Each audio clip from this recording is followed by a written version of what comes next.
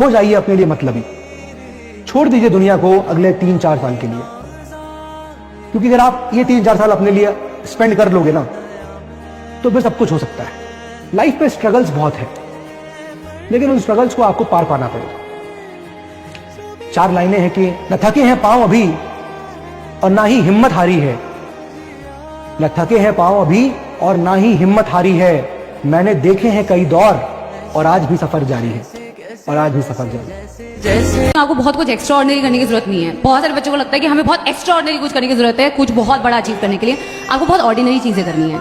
आपको daily class में आना है, आपको डेली लेक्चर्स करने हैं, आपको डीपीपीज डेली करनी है, आपको टेस्ट देने हैं। You have to do the basic things, that's the extraordinary thing. वो बेसिक चीज करना बहुत कठिन है। What is the biggest enemy for consistency?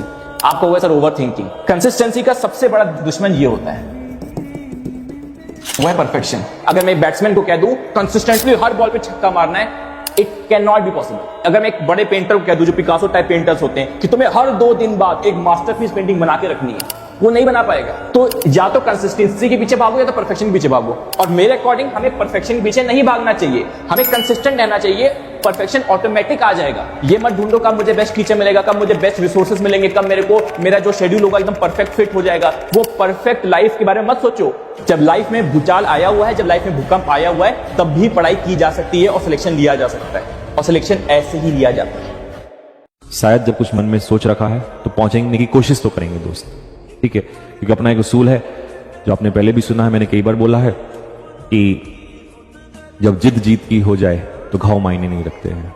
तो इसीलिए अब जिद है, घाव तो खैर होंगे ही होंगे, ठीक है। हार्श रियलिटी है कि जब आपके पास में कुछ होता नहीं है तो दुनिया आपको उस नजर से देखती है कि शायद आपने जीवन में कुछ किया नहीं है।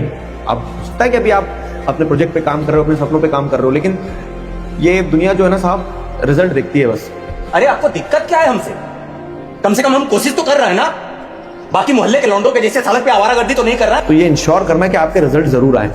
वो रिजल्ट आपके मार्क्स के टर्म्स में होंगे, वो रिजल्ट आपके काम के टर्म्स में होंगे, वो रिजल्ट आपने क्या अचीव किया उसके टर्म्स में होंगे। या आपने भी ऑब्जर्व किया होगा क्या कि जो सक्सेसफुल लोग होते हैं ना, तो उनसे उनके दूर के रिश्तेदार भी ऐसा रिश्ता बताते हैं कि अरे ये तो हमारे बहुत घनिष्ठ हैं। और जो अनसक्सेसफुल रह जाते ना, तो उन्हें अपने करीबी लोग भी जो हैं वो ऐसे नकार देते शायद कि पहचानते ही नहीं, पता नहीं कौन है, हमारे रिश्तेदार थोड़ी में। पता है बेटा, मुझे क्या लगता है, इस दुनिया में सबसे खतरनाक लोग पता है कौन है? कौन है सबसे ज्यादा खतरनाक लोग? जो हाईली डिसिप्लिन्ड है, जो हाईली कंसिस्टेंट है। जिन लोगों का माइंडसेट ना यार कंप्लीटली डिसिप्लिन्ड रहता है, कंप्लीटली अपने काम पे कंसिस्टेंट होकर काम करते हैं ना यार, उनको बीट करना बहुत मुश्किल है।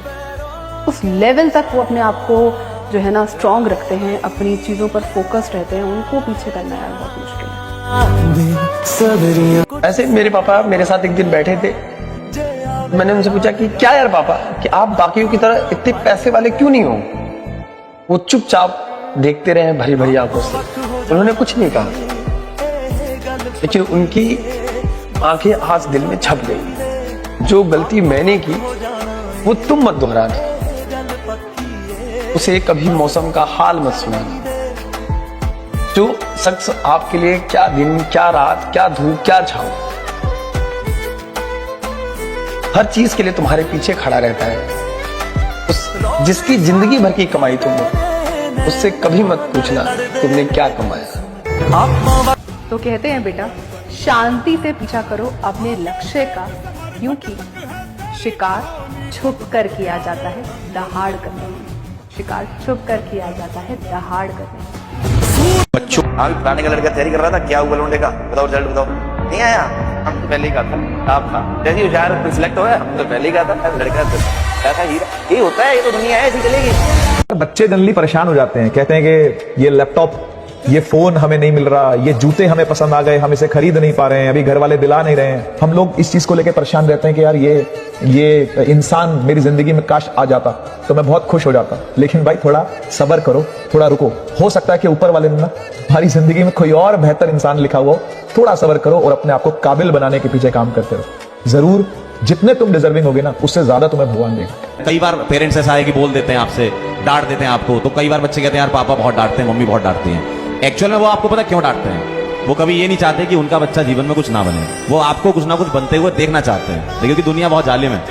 ये आपको ना, अगर आप कुछ नहीं बन पाए ना, ये आपके मम्मी पापा को पता है, क्योंकि वो एज से निकल चुके हैं। अगर आप कुछ नहीं बनोगे ना, तो भाई वो आपको बोल बोल के इतना डिमोटिवेट कर देंगे कि तुमको लगेगा कि यार मैं किसी कुछ करने लायक ही नहीं बचा हूं। और आप लोग इतनी शांति से सिलेक्शन लीजिए, इतनी शांति से मेहनत कीजिए कि कुछ लोग जब आपका रिजल्ट आए तो रिजल्ट देखकर सदमे में चले जाएं कि ये क्या कर दिया इसने।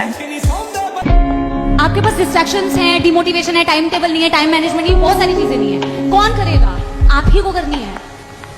उस दिन को याद करो जिस दिन तुम्हारा ना पेपर अच्छा नहीं हुआ था और तुम्हें कैसी फीलिंग आ रही थी, क्या लग रहा था कि सब खराब हो गया, आप सब मुझे ऐसा बोल रहे हैं, अब मैं क्या करूंगा, I am good for nothing. Remember that day and then remember now कि you have made this decision कि मैं वापस से तैयारी करूंगा। कैसे आ सकता है डिस्ट्रैक्शन? हाउ?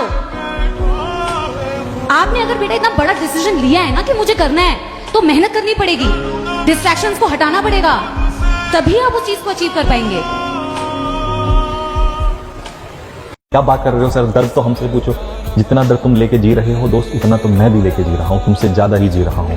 तुम्हारे भी सपने हैं, मेरे भी सपने हैं, तुम्हारे भी अपने हैं, मेरे भी अपने हैं। तुम भी सपने और अपनों के लिए जी रहे हो, मैं भी सपने और अपनों के लिए जी रहा हूँ, और इसी का नाम तो लड़का है। पापा जी के लिए हम 2 लाइनें कहना चाहते हैं कि आने वाला वक्त कितना भी खूबसूरत क्यों ना हो, वो पिता के साथ गुजारे लम्हों की बराबरी नहीं कर सकते। पता है क्या होता है, जब तक हमारे साथ सब कुछ है ना, हमें वैल्यू नहीं पता चलती। यहाँ यार पापा हैं कर लेंगे, मम्मी है कर लेंगी। जिस दिन वो हमसे दूर हो गए या फिर एक भी दिन हमारे घर पे मम्मी या फिर पापा नहीं है, उस दिन हमें पता चल जाता है हम क्या कर सकते हैं और क्या नहीं कर सकते। हमें खाना टाइम से मिल जाता है, मम्मी नहीं होगी ना भौंकला जाते हैं हम घर पे, हमें कुछ समझ में नहीं आता। आते ही पापा भी घर पे बैठे ना, हम बोलते हैं मम्मी कहाँ है, हमारे मुंह से ये निकलते हैं मम्मी कहाँ है। अगर पापा नहीं है तो हम मम्मी से पूछते हैं कि पापा कहाँ है, पापा आए नहीं अभी, कब तक आएंगे, हम 4 फोन घूमे। एक समय ऐसा आता है कि कभी हम उन्हें फोन न घुमा पाए, फिर तो हमारे पास हमारे पेरेंट्स बहुत अनमोल हैं, उनकी रिस्पेक्ट करो, उन्हें हर एक चीज दो, हर एक सुख दो जो आप दे सकते हो अभी के टाइम पर। अगर वो नहीं होंगे तो हम कुछ भी नहीं है उनके, वो हमें यहाँ तक इतना बड़ा करके पाल पोस के कर गए कि हम कमाने लायक बन जाए। अब अगर हम कमाए ना, अगर हम मेहनत ना करें तो फिर लानत है उनकी औलादों। सब कुछ फिर से शुरू करने से कभी मत डरना, क्योंकि हो सकता है कि तुम्हें तुम्हारी नई कहानी ज्यादा पसंद आए। हो सकता है तुम खुल के जी पाओ अपने इस नए सफर में, कुछ भी हो सकता है।